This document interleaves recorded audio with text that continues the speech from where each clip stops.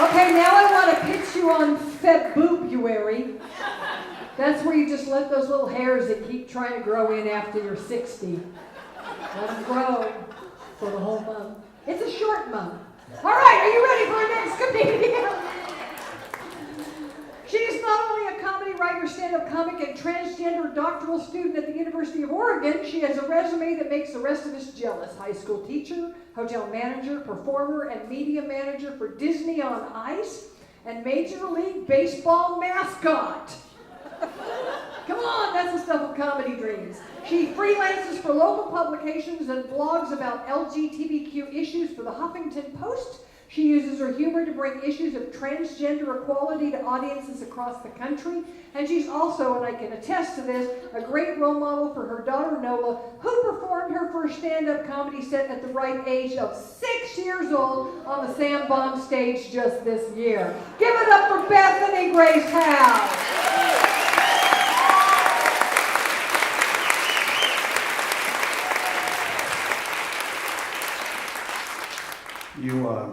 You may notice I'm a little different than a lot of the people. I have figured out that I may have been Molly's first date, so that explains something.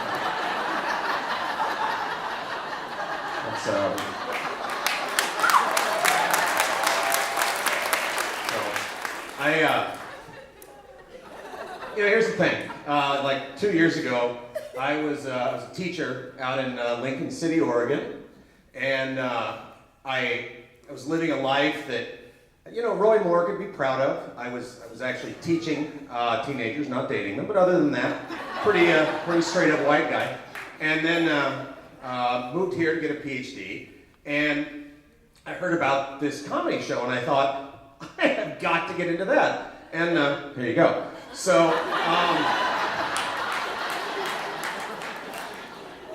Now, here's the thing.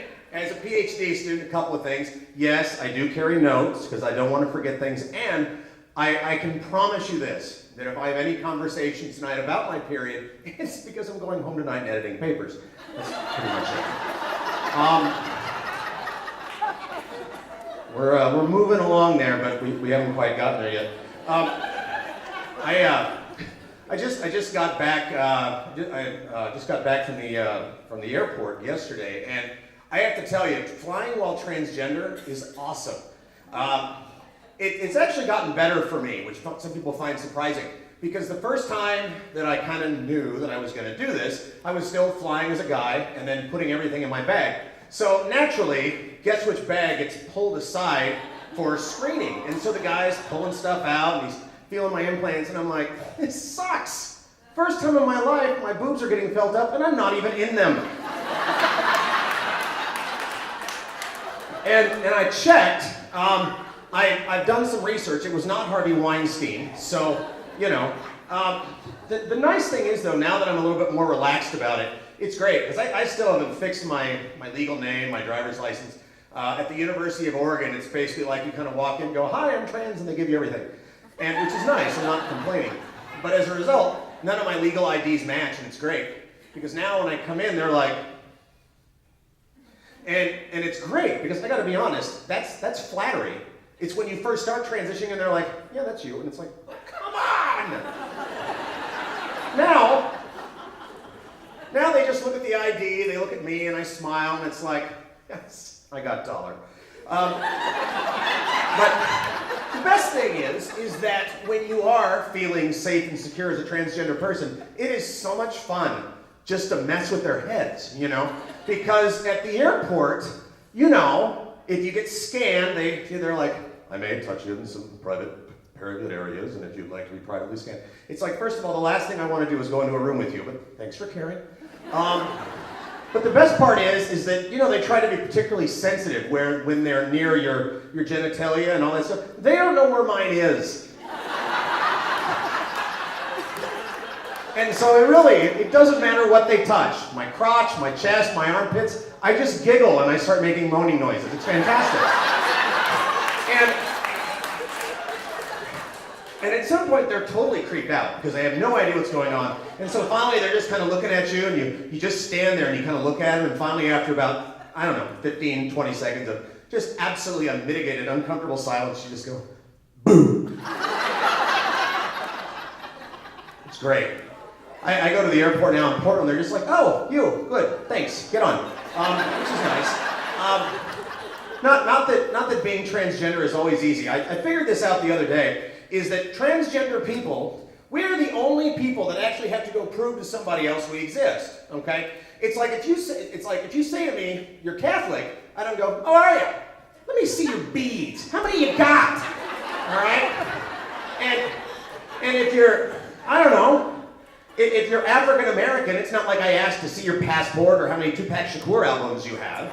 But me, no, if you're transgender, you gotta prove it. You gotta convince your psychologist that, you know, you have dysphoria, whatever.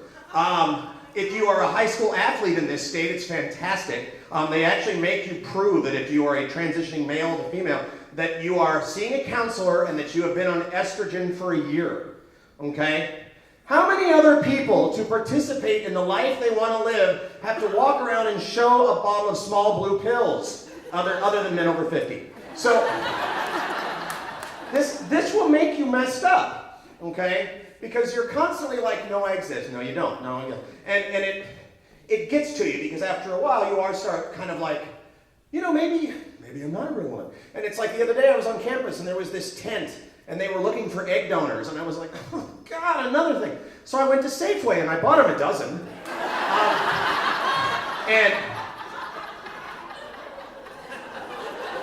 I did great. I got the organic, the range-free, because if I'm gonna donate those, I don't want my kids just growing up to be white. I want them to be all the colors that are in the 12-pack. So they seemed touched.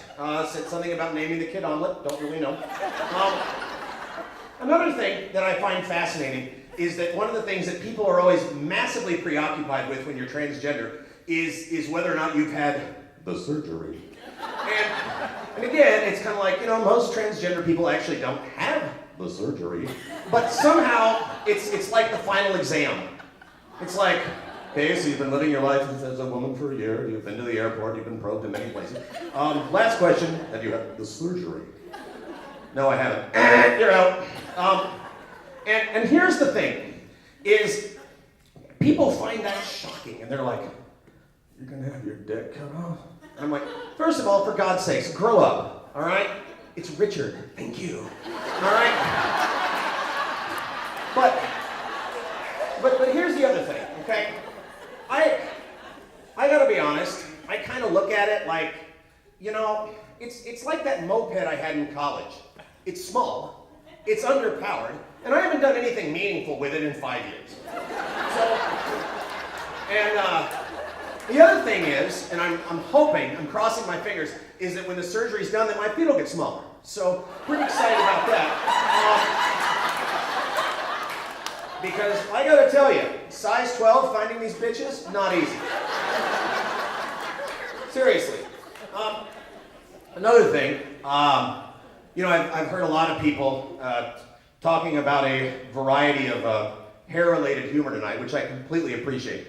I'm really looking forward. The No Shave November, look, I want to. I really do. But my self-esteem is not there yet, and I gotta be perfectly candid. I think my prostate, pretty much shot. So, I'm not gonna worry about that too much. But shaving is a particular terror for me. And the thing is that, well actually, the first time I ever met my doctor was because I went in and I had 9 ingrown hairs. And at the time, she was like, I wouldn't shave again. And I was like, that's gonna be a problem. And so, you know, you keep shaving, and I'd never had an ingrown hair. You know that you have a problem, and you know that you've been particularly hairy, that when you shave for the first time, and you look under there, it's like, oh, I can count those in exponents. That's not fun, not at all.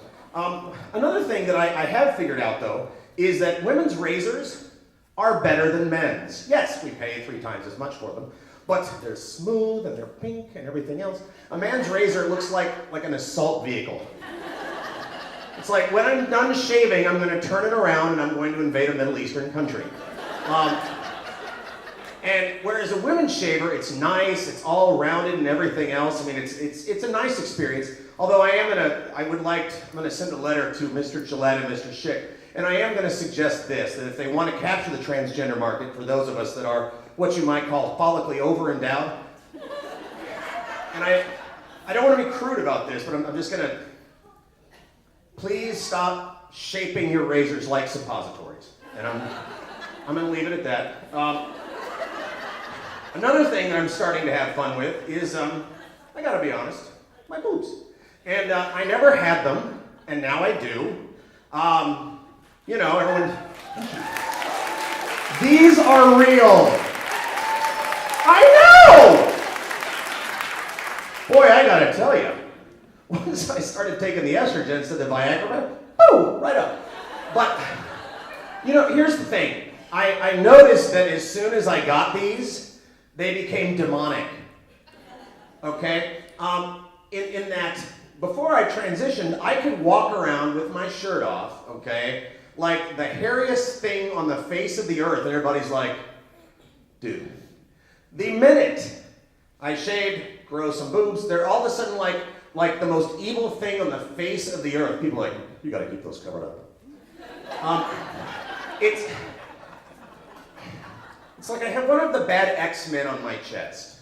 Okay? If I even expose it in my apartment, people are like, you know, that's indecent. And I'm like, it's my house.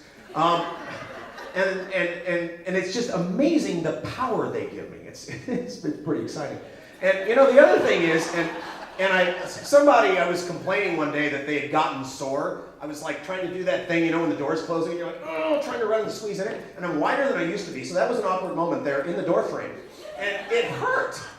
And I'd kind of forgotten that because you can kick me in the crotch now. There's nothing there. But up top, it's not good. And so I mentioned this to somebody and they go, oh yeah, those are going to hurt every time it rains. And I'm like, oh, well that would have been nice to tell me before I moved to Oregon. But then I started thinking about it. This is a gift. Okay, I got like spidey sense in my boobs. I know when things are going to happen. This is great, all right?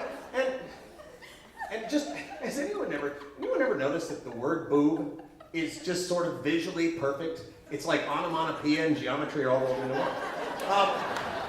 I noticed that the other night.